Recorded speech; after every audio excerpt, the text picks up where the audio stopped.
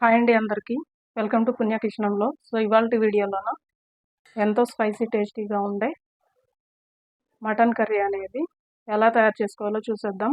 So ఈ mutton curry అనేది మనకు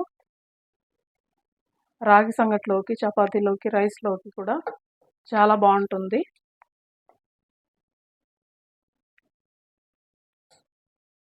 మటన్ తయారీ విధానానికి కావాల్సినవి: మటను ఒక అర కేజీ. ఈ విధంగా మీరు ఏ సైజులో కావాలంటే ఆ సైజులో కట్ చేసుకోవచ్చు, లేదా కొంచెం చిన్న ముక్కలుగా కట్ చేసుకున్నారంటే తొందరగా కుక్ అవుతుంది. సో ఈ మొత్తం కూడాను మనకు మిక్సీకి పట్టుకోవాల్సింది. ఉల్లిపాయలు మీడియం సైజు ఒకటైతే సరిపోద్ది, టమాటో ఒకటి, అల్లం ఒక చిన్న ముక్క, కొత్తిమీర ఒక 4 నుంచి 5 రెమ్మలు కట్ చేసుకోవాలి. వెల్లుల్లి పెద్ద సైజు అయితే, చిన్న సైజు అయితే 2 వెల్లుల్లి తీసుకోవాల్సి వస్తుంది, లేదా ఈ విధంగా పెద్ద సైజు అయితే ఒక సగం అయితే సరిపోతుంది. ఇది సైజ్ అనేది బాగా ఉంటుంది కాబట్టి. సో ఈ మొత్తం మిక్సీకి పట్టుకోవాలి.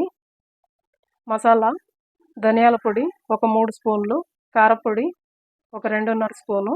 కారం అనేది బాగా ఎక్కువగా ఉంటే ఇంకా తగ్గించి వేసుకోవచ్చు.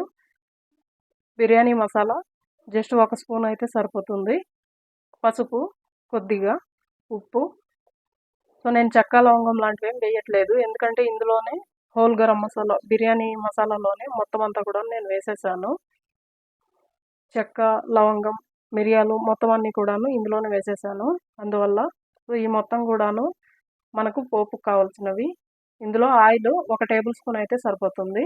అనేవి మీరు కావాలంటే ఈ విధంగా చిన్న చిన్నగా కట్ చేసుకొని వేసుకోవచ్చు, లేదా డైరెక్ట్ ఆయిల్ జస్ట్ ఈ 3 మాత్రమే కూడా వేసేసుకోవచ్చు. ఆయిల్ అయితే 1 టేబుల్ స్పూన్ అయితే సరిపోతుంది.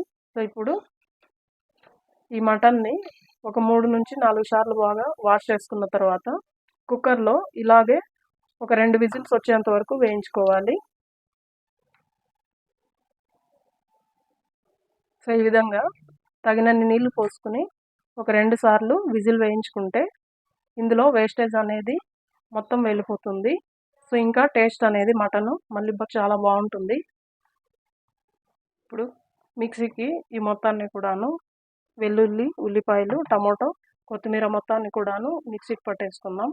ఇందులో వాటర్ అనేది జస్ట్ లైట్గా కొన్ని పోయాలి.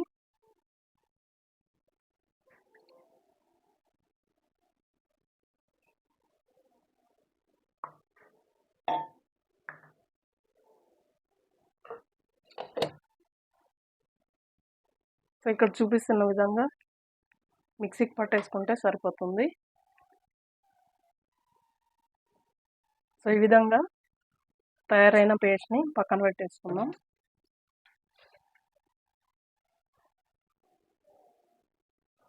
సో ఈ విధంగా రెండు విజిల్స్ తర్వాత మటన్ అనేది చాలా బాగుంటుంది. సో ఈ విధంగా ఇంకొక బౌల్లోకి మొత్తాన్ని తీసేసుకోవాలి.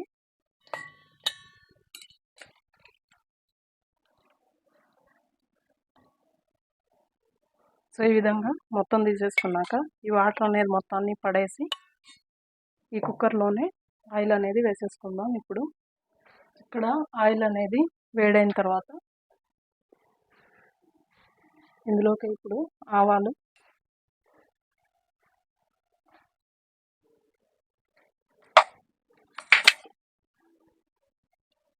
ఉల్లిపాయలు, కరివేపాకు కూడా వేసేయాలి.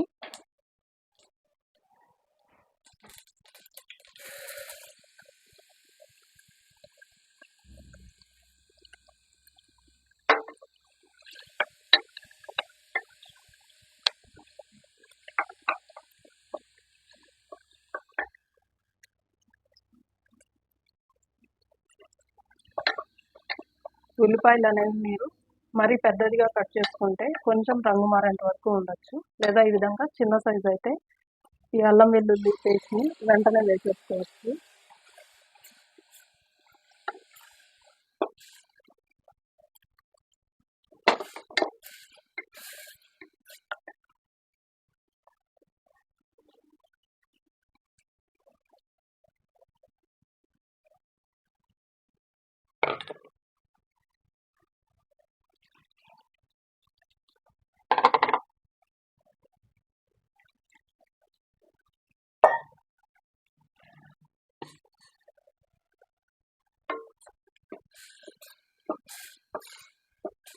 ఇది ఇప్పుడు ఆయిల్లో నుంచి కొంచెం సపరేట్ అయ్యేంత వరకు ఇదే విధంగానే కాసేపు మూత పెట్టి వదిలేయాలి.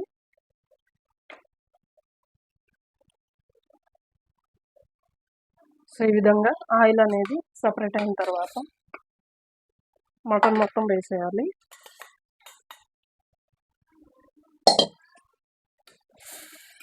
సో ఇప్పుడు ఈ పేస్ట్ మొత్తం కూడాను మటన్కు బాగా పట్టేట్టు కలుపుకోవాలి.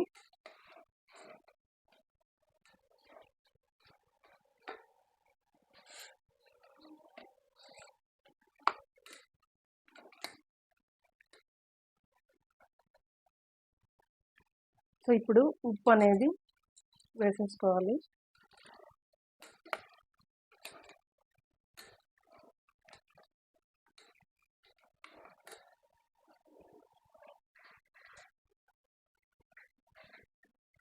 ఈ విధంగా కలిపిన తర్వాత ఒక 6 నుంచి 7 నిమిషాలు అలానే పెట్టేసుకోవాలి. మీడియం ఫ్లేమ్లోనే ఉడకనివ్వాలి. సో ఈ విధంగా 5 నిమిషాలు అయిన తర్వాత ఈ మసాలా మొత్తాన్ని వేసేసుకోవాలి.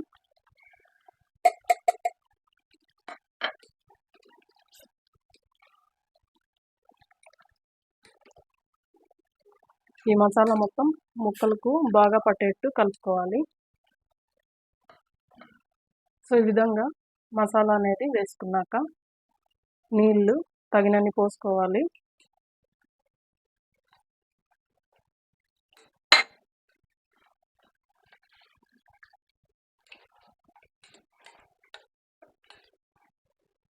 ఈ విధంగా ముక్క అనేది మునిగేంత వరకు వేసుకోవాలి.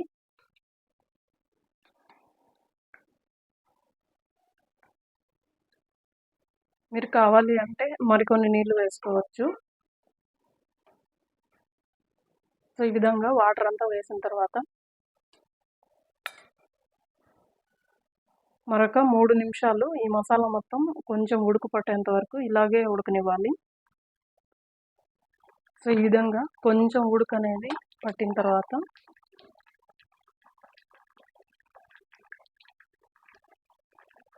సో ఈ విధంగా కొంచెము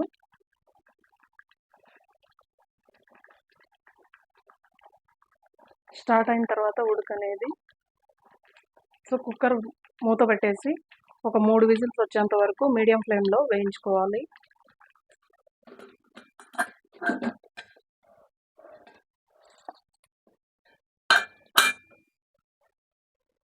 సో ఈ విధంగా ఉడుకు పట్టిన తర్వాత కుక్కర్ గనక వేసామంటే విజిల్స్ తొందరగా వచ్చేస్తుంది. ఈ విధంగా 3 విజిల్స్ అనేవి వచ్చిన తర్వాత మటన్ అయితే బాగా ఉడికిపోయి ఉంటుంది.